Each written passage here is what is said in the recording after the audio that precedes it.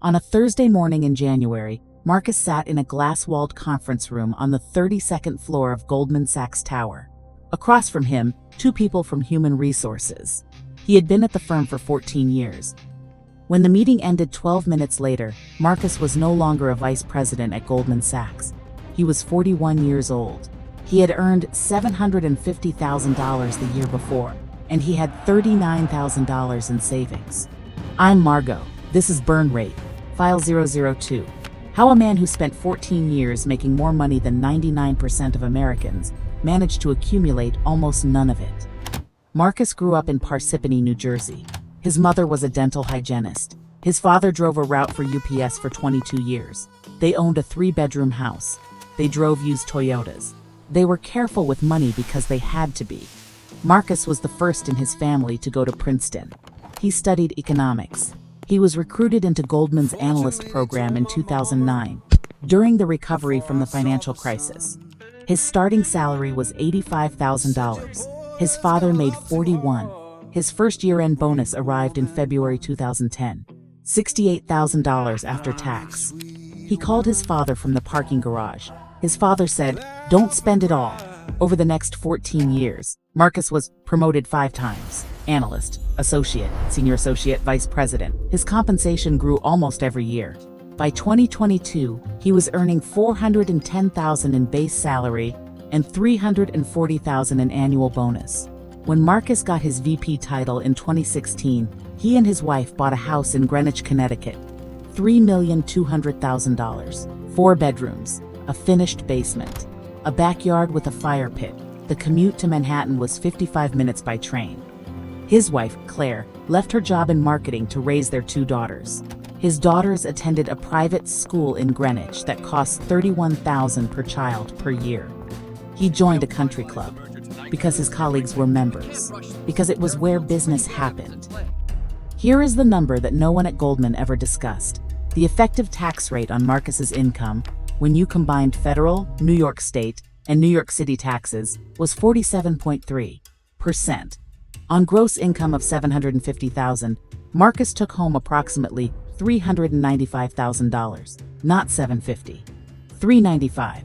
From that $395,000, his fixed monthly obligations, the mortgage, the school tuition, the club dues, the car leases, the nanny, the insurance, totaled $29,400 a month.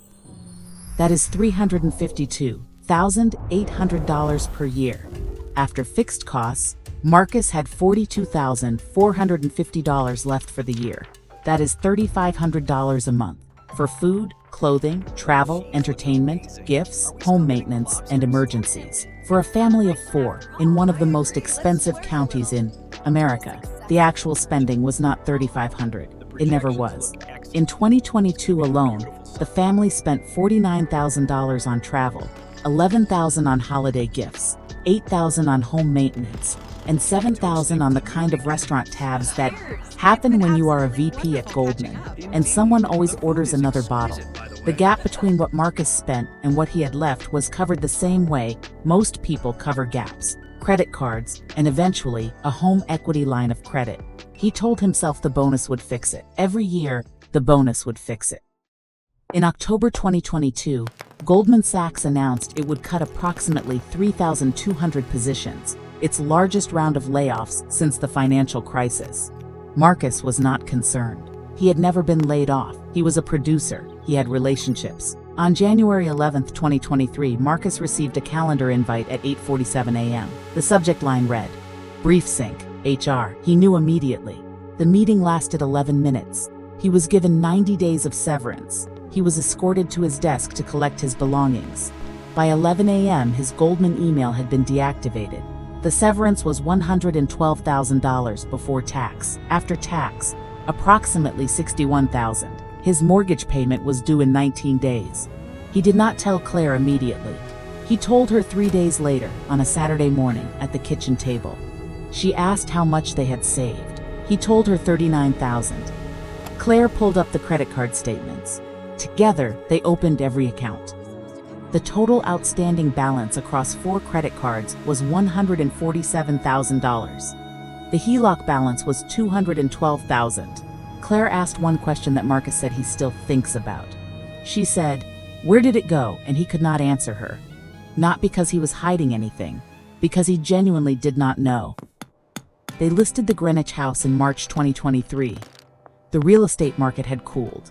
They sold for $2,900,000, $280,000 less than they paid.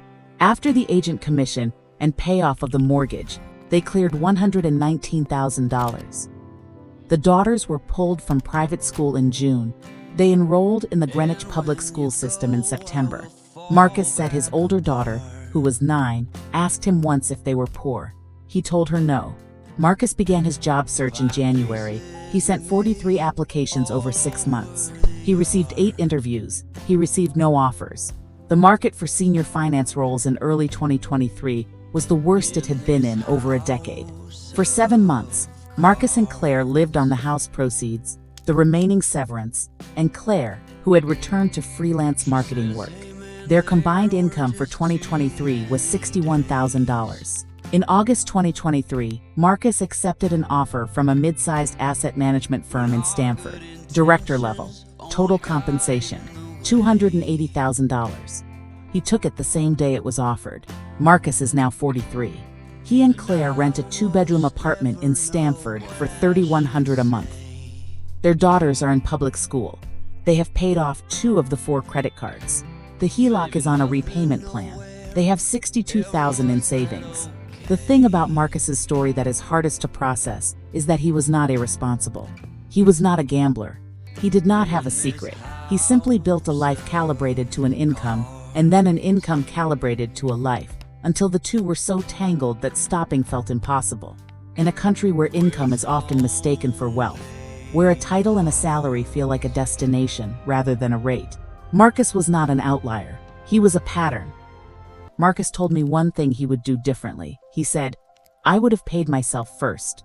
Before the mortgage, before the school, before the club, 10% of every paycheck, untouchable, into an index fund." He said he never did that once in 14 years.